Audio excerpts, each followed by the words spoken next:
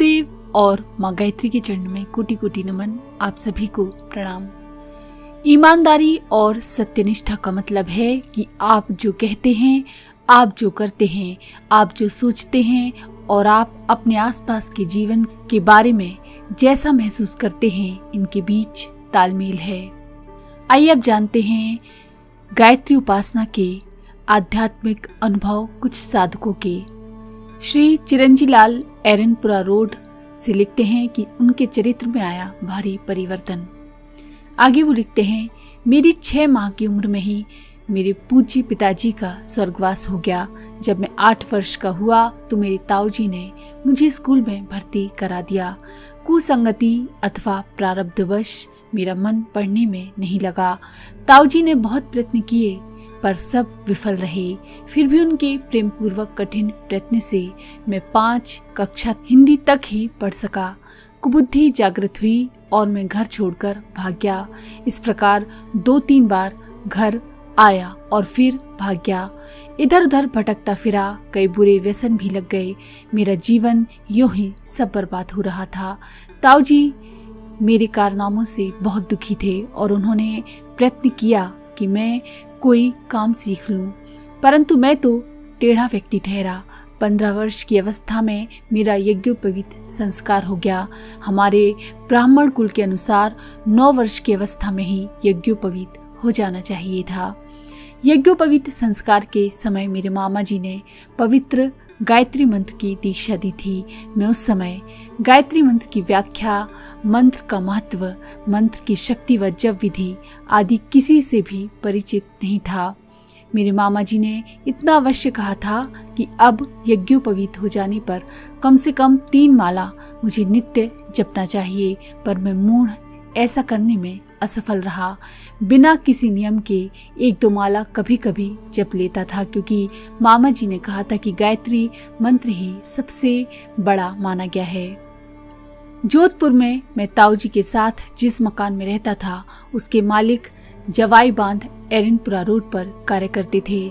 माता गायत्री की कृपा हुई, मकान मालिक का ध्यान मेरी ओर आकर्षित हुआ और उनके प्रयत्न से मुझे राजकीय मोटर पर 35 मासिक रुपए की नौकरी मिल गई।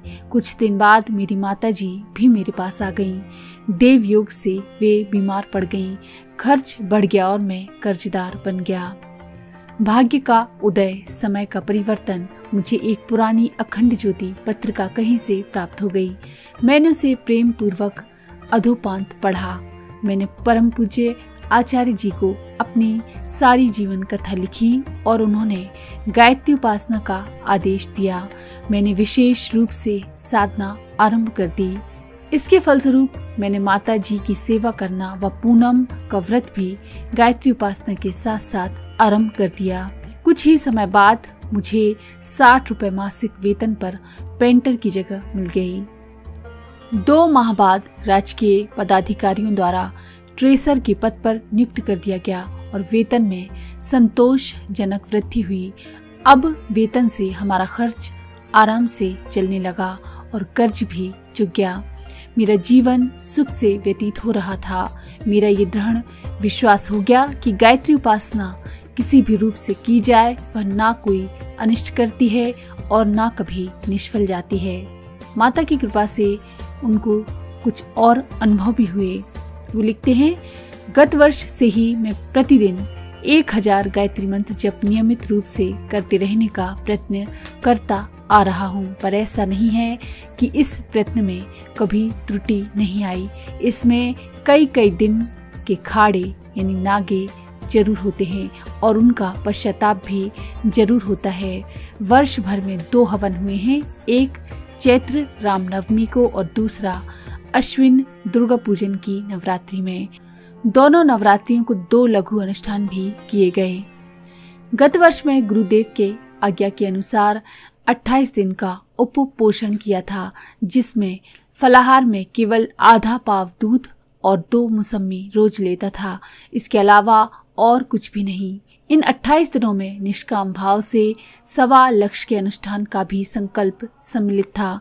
चूंकि ये आयोजन सार्वजनिक था, इसीलिए इसके सारे कार्य पूर्ण शास्त्रोक्त नियमों सहित तथा सर्वथा निष्काम होकर किया गया था।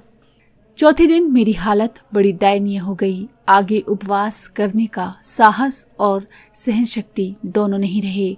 अब तो आगे मैं उपवास ही कर सकता था और न उसे छोड़ने की शक्ति ही मुझ में थी। 5वें दिन मुझ में जरा भी शक्ति बोध नहीं होती थी। ज्यों त्यों कर दिवस कटा। रात में गायत्री माता का स्मरण करके सो गया। ब्रह्म मुहूर्त था। मैं स्वप्न या सत्य ही देख रहा था।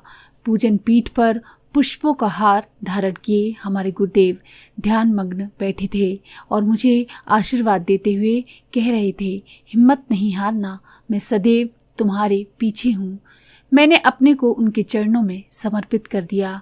नींद टूटने पर मैंने अपने में अत्यधिक स्फूर्ति एवं उपवास जन्य अशक्ति का अभाव पाया। इसके उपरांत शेष 23 दिन उपवास में कैसा कष्ट होता है इसका जरा भी भान मुझे नहीं हुआ। एक सबल स्वस्थ पुरुष की भांति सारा क्रम निभाता रहा। उपवास की 20वीं रात में घनीभूत कालिमा की छोटी छोटी बिंदी मेरे सामने आकर चारों ओर फिरने लगी। 21वें दिन उसमें भिन्न भिन्न रंगों की ज्योतियां विकर्णित होने लगी और 24वें दिन 2 बजे रात माता की छवि से पीत रश्मियां यानी पीले कलर की रोशनी की धारा साक्षात रूप से निकलकर मेरी ओर आने लगी। मधुरता के आधिक्य से मैंने आंखें बंद कर ली। उसके उपरांत ज्योति बिंदु से माता की साक्षात प्रतिमा को निकलते देखा, जो संपूर्णतया चेतना से भरी हुई थी। वे मुझे आशीर्वाद दे रही थी। मैं अपने शारीरिक मान से ऊपर उठ गया था। वह मेरे जीवन की अपूर्व आनंदमय अवर्णनीय स्थिति थी। तो ये हैं श्री चिरंजी लाल के अनुभव। अखंड ज्योति 1955 में प्रकाशित ये अनुभव आपकी श्रद्धा को अवश्य ही बढ़ाएंगे। तो अगर आपको ये जानकारी पसंद आई तो प्लीज़ लाइक करें, शेयर करें, सब्सक्राइब करें और बेल के आइकन पर क्लिक करके ऑल पर क्लिक करना ना भूलें